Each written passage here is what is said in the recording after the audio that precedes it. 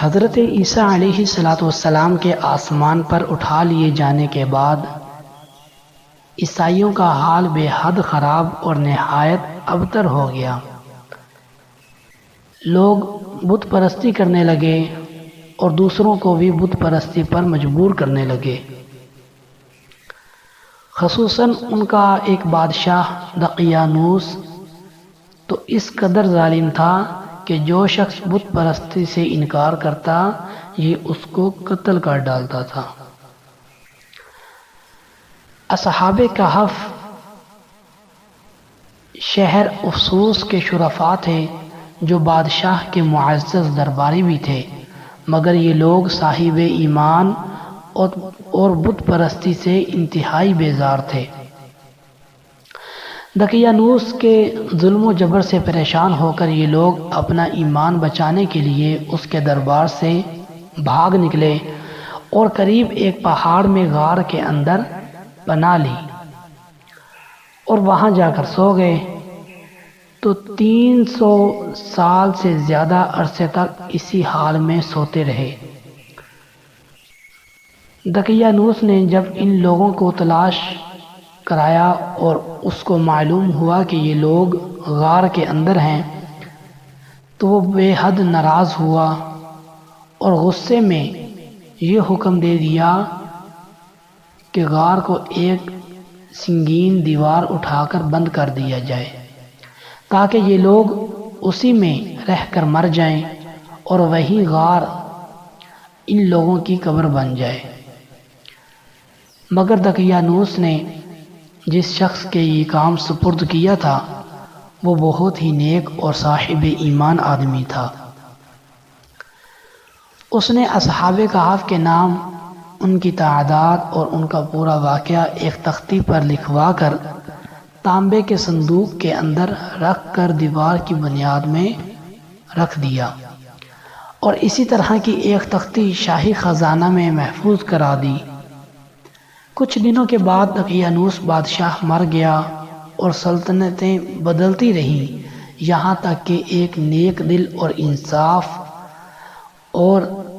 انصاف پرور بادشاہ جس کا نام بیدروس تھا تخت نشین ہوا، جس نے 68 سال تک بہت شان و شوکت کے ساتھ حکومت کی۔ اس کے دور میں مذہبی فرقہ بندی شروع ہو گئی اور بعض لوگوں نے مرنے کے بعد اٹھنے اور قیامت کا انکار کرنے لگے۔ جب بادشاہ نے یہ لوگوں کا حال دیکھا کہ وہ مرنے کے بعد کا انکار کر رہے ہیں اور قیامت کا بھی انکار کر رہے ہیں تو بادشاہ نے اس قوم کا یہ حال دیکھ کر اللہ تبارک و تعالی سے تنہائی میں ایک مکان کے اندر بند ہو کر نہایت ہی بے قراری کے ساتھ گریہ وزاری کر کے دعائیں مانگنے لگے کہ یا اللہ عز و جل کوئی ایسی نشانی ظاہر فرما دے تاکہ لوگوں کو مرنے کے بعد زندہ ہو کر اٹھنے اور قیامت کا یقین ہو جائے۔ بادشاہ کی یہ دعائیں مقبول ہوئیں اور اچانک بکریوں کے ایک چرواہے نے اپنی بکریوں کو ٹھہرانے کے لیے اسی غار کو منتخب کیا اور دیوار کو گرا دیا۔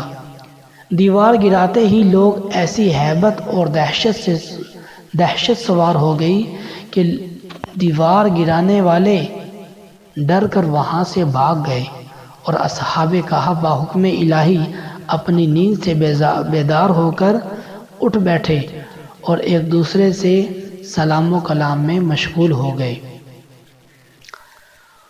اور نماز بھی ادا کر لی۔ جب ان لوگوں کو بھوک لگی تو ان لوگوں نے اپنے ایک ساتھی یملیخا سے کہا کہ تم بازار جا کر کچھ کھانا لاؤ اور نہایت خاموشی سے یہ بھی معلوم کرو کہ دقیانوس ہم لوگوں کے بارے میں کیا ارادہ رکھتا ہے۔ یملیخا غار سے نکل کر بازار گئے اور یہ دیکھ کر حیران رہ گئے کہ شہر میں ہر طرف اسلام کا چرچا ہے اور لوگ اعلانیہ حضرت عیسیٰ علیہ السلام کا کلمہ پڑھ رہے ہیں۔ یملیخہ یہ منظر دیکھ کر بہت حیران ہو گئے کہ الہی یہ کیا ماجرا ہے کہ اس شہر میں تو ایمان و اسلام کا نام لینا بھی جرم تھا، آج یہ انقلاب کہاں سے اور کیوں کر آ گیا؟ پھر یہ ایک ہوٹل پر کھانا لینے گئے اور دقیانوس زمانے کا روپیہ دکاندار کو دیا جس کا چلنا بند ہو گیا تھا، بلکہ اس سکے کا دیکھنے والا بھی دنیا میں باقی نہ رہا جو اس سکے کو پہچان سکے۔ دکاندار کو شبہ ہوا کہ شاید اس شخص کو کوئی پرانا خزانہ مل گیا ہے، چنانچہ دکاندار نے ان کو حکام کے سپرد کر دیا اور حکام نے ان سے خزانے کے بارے میں پوچھ گچھ شروع کر دی اور کہا کہ بتاؤ خزانہ کہاں ہے؟ یملیخہ نے کہا کہ ہمارے پاس کوئی خزانہ نہیں ہے، یہ ہمارا ہی روپیہ ہے۔ حکام نے کہا کہ ہم کس طرح مان لیں کہ روپیہ تمہارا ہے؟ یہ سکہ تو 300 سال پرانا ہے اور برسوں گزر گئے کہ اس سکے کا چلن بند ہو گیا ہے اور تم ابھی جوان ہو، لہذا صاف صاف بتاؤ کہ یہ کیا معاملہ ہے؟ یہ سن کر یملیخہ نے کہا کہ تم لوگ یہ بتاؤ کہ دقیانوس بادشاہ کا کیا حال ہے؟ حکام نے کہا کہ آج روئے زمین پر اس نام کا کوئی بادشاہ نہیں ہے، ہاں سینکڑوں برس گزر گئے کہ اس نام کا ایک بے ایمان بادشاہ گزرا ہے جو بت پرست تھا۔ یملیخہ نے کہا کہ ابھی کل ہی تو ہم لوگ اس کے خوف سے اپنی جان اور اپنا ایمان بچا کر وہاں سے بھاگے ہیں۔ میرے ساتھی قریب ہی ہیں، ایک غار میں موجود ہیں، تم لوگ میرے ساتھ چلو، میں تم لوگوں کو ان سے ملا دیتا ہوں۔ چنانچہ حکام اور کثیر شہر والے اس غار کے پاس پہنچے اور وہاں اصحاب کہف یملیخہ کے انتظار میں تھے کہ وہ کھانا لے کر آ رہے ہیں۔ جب یملیخہ کے آنے کی دیر ہوئی تو ان لوگوں نے یہ خیال کر لیا کہ شاید یملیخہ گرفتار ہو گئے ہیں، اور جب غار کے منہ پر بہت سے آدمیوں کا شور سنا تو اصحاب کہف نے سمجھ لیا کہ غالباً دقیانوس کی فوج ہماری گرفتاری کے لیے پہنچ گئی ہے۔ تو یہ لوگ نہایت اخلاص کے ساتھ ذکر الہی اور توبہ و استغفار میں مشغول ہو گئے۔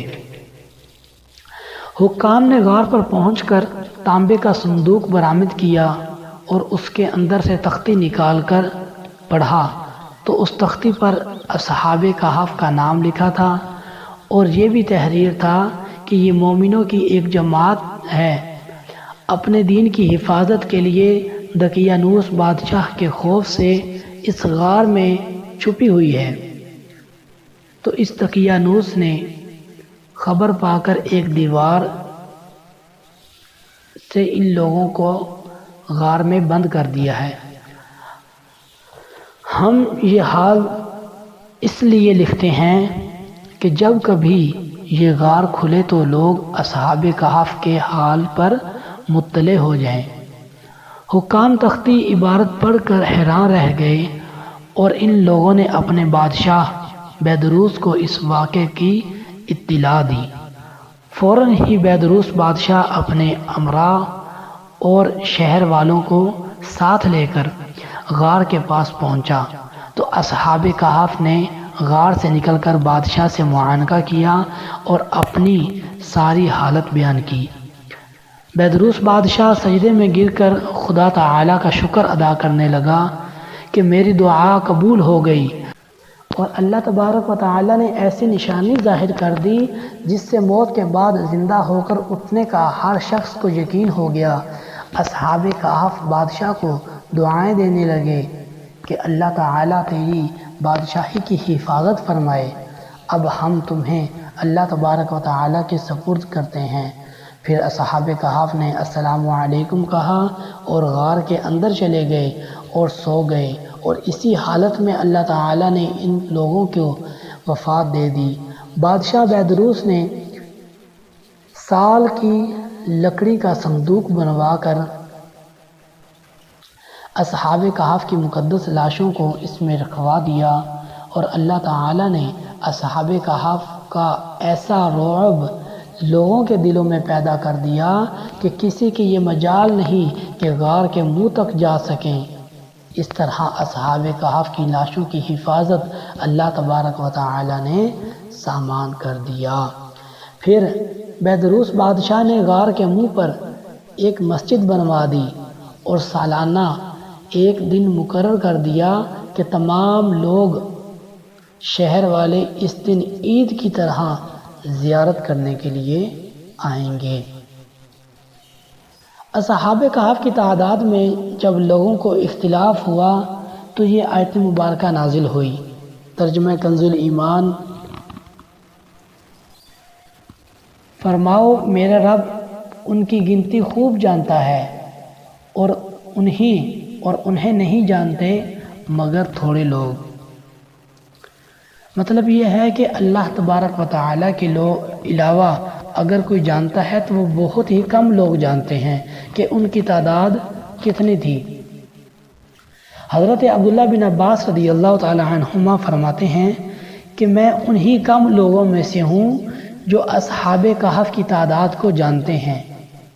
پھر آپ نے فرمایا کہ اصحاب کہف کی تعداد 7 ہے اور 8واں ان کا کتا ہے۔ اللہ تبارک و تعالی نے اس واقعے کو اپنی لا ریب کتاب میں بیان فرمایا ہے۔ پارہ نمبر 15 سورۃ الکہف آیت نمبر 9 سے 13۔ اللہ تبارک و تعالی سے دعا ہے کہ اللہ تبارک و تعالی ہمیں اس واقعے کو سمجھنے اور پڑھنے اور دوسروں تک پہنچانے کی توفیق عطا فرمائے۔ آمین بجاہ النبی الامین صلی اللہ تعالی علیہ وآلہ وسلم۔ اصحاب کہف کی تعداد کتنی ہے وہ انشاءاللہ دوسری ویڈیو میں بیان کروں گا۔ السلام علیکم ورحمۃ اللہ وبرکاتہ۔